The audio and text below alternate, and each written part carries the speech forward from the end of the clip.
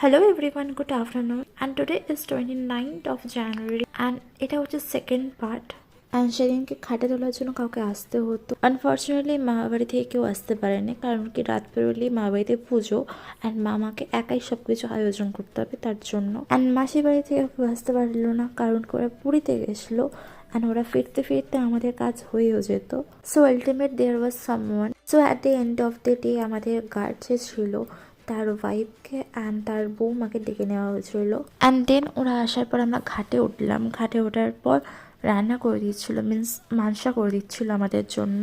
হ্যাঁ জানি সারাটা জীবন কেউ থাকে না কেউ কারোর সাথে, but still at the end of the day কোথাও না কোথাও নিজের আপনজনকে হারানো যে কষ্ট একমাত্র তারাই বুঝবে। সিন্স না তাকে দেখতে পাবো কোনোদিন, না কোনো কথা বলতে পারবো, না কোনো কিছু নিয়ে ডিসকাস করতে পারবো। এটা সত্যি যে পৃথিবীতে ভালো মানুষের ঠাঁই নেই। এই যে পুচকুটা দেখতে পাচ্ছ, এটা হচ্ছে আমার বৌদির ছেলে। সো অলমোস্ট এই ভাত হতে হতে 4টে বেজে যায়। অ্যান্ড দেন খেতে বসি। এটা হচ্ছে আমার জেঠু, এটাও পাশে মা, এখানে পাশে খাচ্ছি আমি। অ্যান্ড দেন বাপি খাচ্ছে, চেয়ারে বাপি বসতে পারে না।